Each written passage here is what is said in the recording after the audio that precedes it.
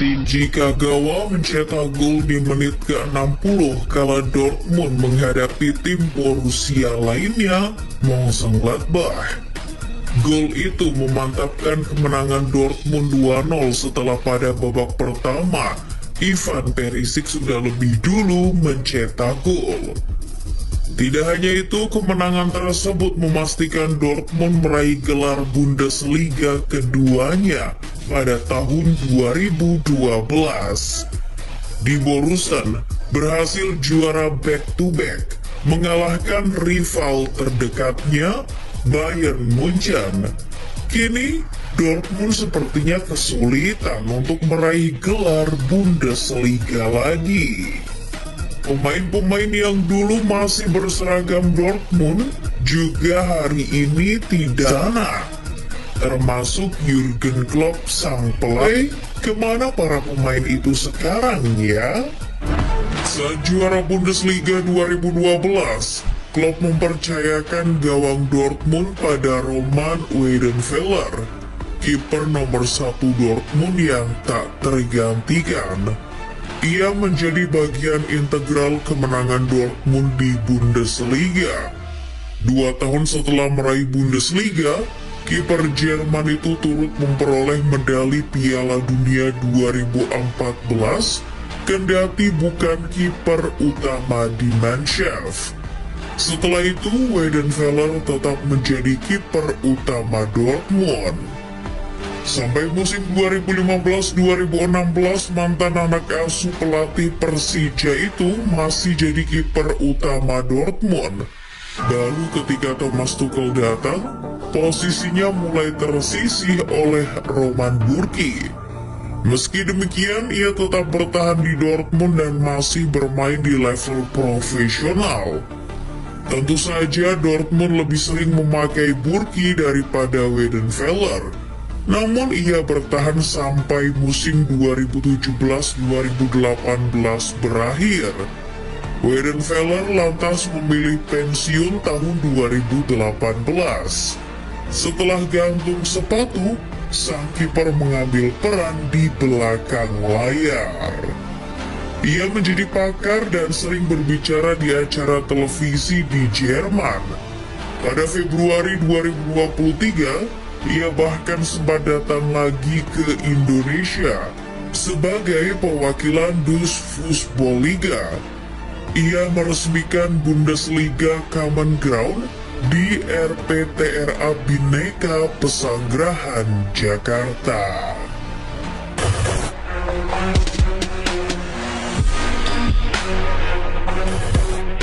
Masih ingat dengan dua nama ini? Piszczek dan Schmelzer adalah dua bek sayap andalan Klopp di Dortmund. Tanpa dua pemain ini, mungkin di Borussen kesulitan meraih trofi Bundesliga terakhirnya itu. Kedua pemain ini mengusung mentalitas yang luar biasa. Dilansir Goal, kedua pemain ini bahkan disebut-sebut sebagai bagian dari dekade tersukses dalam sejarah Dortmund.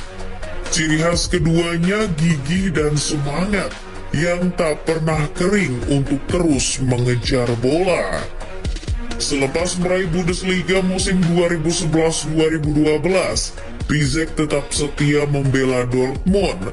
Akan tetapi pada musim 2018-2019 ia menderita banyak cedera. Meskipun pelatih Dortmund kala itu, Lucien Favre, masih menghargai keberadaan Piszczek, bahkan ketika Achraf Hakimi muncul. Favre menggeser posisi Hakimi ke bek kiri agar Piszczek tetap mendapat menit bermain. Pada musim itu, ia tetap solid di lini belakang. Ia bertahan di Dortmund selama 11 tahun. Pada 2021, ia pulang ke klub masa kecilnya di Polandia, Gogzalkowicz. Piszczek juga mendirikan akademi sepak bola di Polandia yang bekerja sama dengan Dortmund. Sementara Schmelzer juga bertahan cukup lama di Dortmund. Kekuatannya dalam tackle dan konsistensi secara keseluruhan diandalkan para pelatih Dortmund berturut-turut. Namun di musim 2018-2019, ia juga kerap diterpa cedera dan hanya bermain di 7 laga Bundesliga. Di bawah Favre, ia tak lagi jadi starter, kalah bersaing dengan Hakimi dan Zagadou. Tahun lalu ia memutuskan gantung sepatu.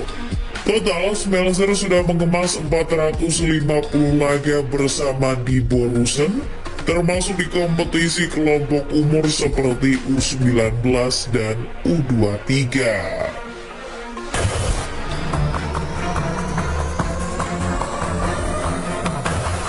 Neven Subotic dan Matt Hummels adalah dua tembok kokoh di tengah pertahanan Dortmund. Kedua pemain inilah yang membantu Jurgen Klopp memoles citranya lebih baik. Subotic datang bersama dengan Klopp. Ia dibawa sang pelatih dari Mainz tahun 2008. Selain mengangkat trofi Bundesliga, Subotic juga turun ketika Dortmund menghadapi Bayern Munchen di final Liga Champions 2013. Namun setelah itu namanya mulai meredup. Kehadiran Sokratis jadi penyebabnya. Subotic tak lagi jadi pilihan utama sejak musim 2015-2016. Saat usianya sudah 30 tahun, Subotic dipinjamkan ke klub Bundesliga lainnya, FC Köln, pada awal 2017. Sebelum ia akhirnya pulang lagi ke Dortmund setelah 6 bulan dan mencatatkan 4 penampilan Bundesliga ketika kembali ke Signal Iduna Park. Namun, pada 2018 ia hengkang ke Prancis, bergabung dengan Saint-Étienne. Sempat pulang lagi ke Bundesliga dengan membela Union Berlin, tapi Subotic kembali merantau ke Turki, bergabung dengan Denizlispor pada 2020. Pemain Serbia itu lalu merapat ke klub Austria Altak sebelum akhirnya memutuskan pensiun pada 2022 dengan status tanpa klub. Sementara Matt Hummels kini masih bermain. Ia adalah pemain yang hanya bermain di 2 klub saja sejauh ini. Uniknya, 2 klub itu terkenal rival, yaitu Munchen dan Dortmund. Ia sempat berseragam Bayern pada 2016, tapi kembali lagi ke Dortmund pada 2019. Sampai hari ini, ia masih bermain untuk Dortmund. Kehadiran pemain muda seperti Schlotterbeck membuat posisi Hummels pun tidak aman. Kendati begitu, musim ini ia bermain dalam 16 laga dari 20 laga Dortmund di Bundesliga.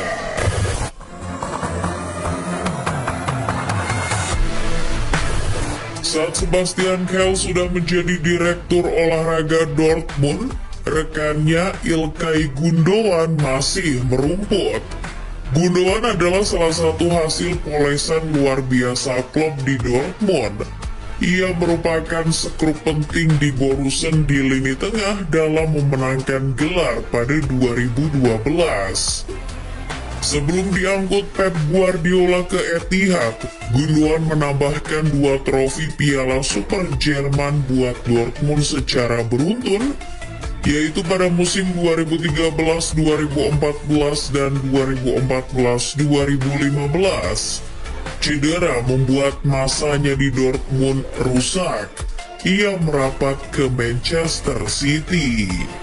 Bersama klub yang menuju kepunahan itu, Gundogan meraih banyak trofi.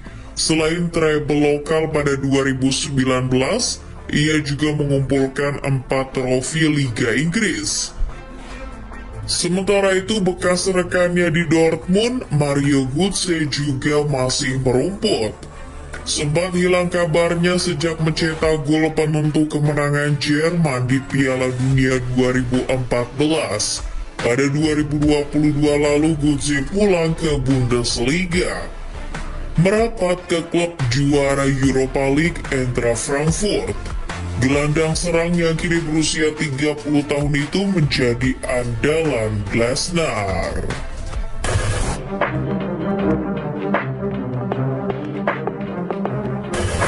Setelah tak lagi membela Dortmund, Jakub Błaszczykowski alias Kuba melanjutkan karir ke Fiorentina. Pemain yang pernah jadi pemain terbaik Polandia tahun 2008 dan 2010 itu satu musim berkarir di Serie A. Setelah itu, ia kembali ke Bundesliga, tapi berseragam Wolfsburg tahun 2013. Setelah tak lagi di Wolfsburg, ia pindah ke klub lainnya, Wisła Krakow tahun 2019. Ia pulang dengan membawa misi adiluhung. Jakub hampir tidak menghasilkan apa-apa di sana alias tidak dibayar. Lebih dari itu, Kuba justru berkontribusi pada kelangsungan keuangan klub, membayar gaji, dan menyumbangkan tiket ke kaum duafa. Sama seperti Jakub, Shinji Kagawa yang mencetak gol kemenangan Bundesliga 2012 juga pulang ke klub lamanya, Cerezo Osaka. Tapi sebelum itu, setelah meraih gelar Bundesliga, Kagawa masih berkiprah di Eropa. Bahkan, ia membawa Manchester United juara Liga Inggris untuk terakhir kalinya pada 2012-2013.